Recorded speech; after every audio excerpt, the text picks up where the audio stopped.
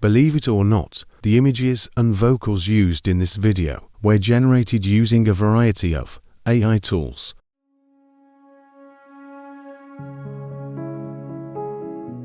In the heart of Nigeria's Edo state lies Benin City, a place rich in culture and history. But in the 1980s, this city was also the stage for one of the most terrifying criminal reigns in the nation's history. This is the story of Lawrence Nomanyagbon Anini, the bandit whose name became synonymous with fear. Born in 1960 in a small village near Benin City, Lawrence Anini grew up like many other children of his time. But his destiny would lead him down a path far removed from the simplicity of his early years. As a young man, Anini moved to Benin City, where he quickly became known for his skills as a taxi driver.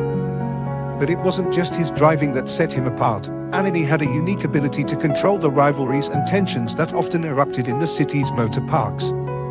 This influence would soon draw him into a darker world. Anini's reputation in the motor parks was just the beginning. He soon became involved with gangs and criminal godfathers, using his driving skills to transport stolen goods and evade the police. But Anini was not content to be a mere driver, he wanted more. With his own gang, Anini's criminal career escalated. What began as car hijackings and bus robberies quickly expanded to include bank heists and other violent crimes. His influence and operations spread far beyond Benin City, reaching towns and cities across Nigeria. But in early 1986, betrayal by the police ignited a firestorm.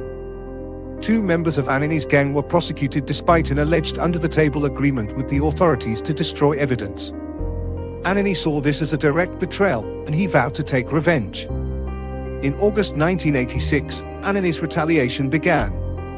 A bank robbery linked to him resulted in the deaths of a police officer and several civilians. Just days later, 2 officers were gunned down while trying to stop his car. Over the next 3 months, Anini would kill 9 police officers, leaving a trail of blood in his wake. Anini's reign of terror reached its peak in the latter half of 1986. In a single operation, his gang attacked the first bank in Sabonjadora, killing multiple people and making off with a mere 2,000 naira. But for Anini, the money was secondary to the message of fear he was spreading. The gang's brutality knew no bounds. In September 1986, they killed Albert Otto, the driver of an assistant inspector general of police, and dumped his body along the Benin-Agba highway. It wasn't until 3 months later that his remains were discovered, a grim reminder of Anini's ruthlessness.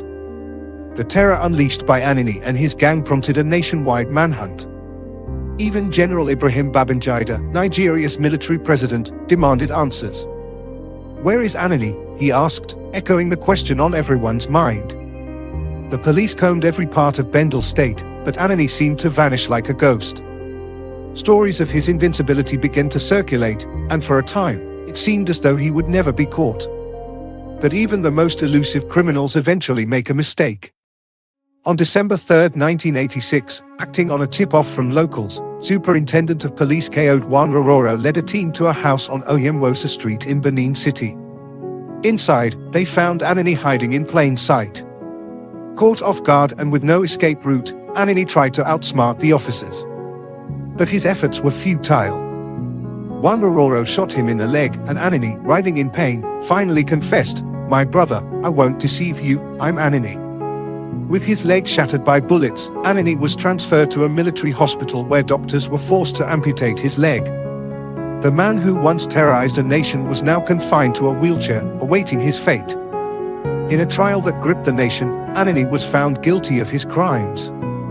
Confined to a wheelchair, he faced Justice James Omoage, who sentenced him to death. On March 29, 1987, Lawrence Nomanyagbon Anini was executed, bringing an end to one of the darkest chapters in Nigerian history. Today, Benin City has moved on from the terror of the 1980s, but the story of Lawrence Anini remains a haunting reminder of how one man's descent into crime can leave an indelible mark on history.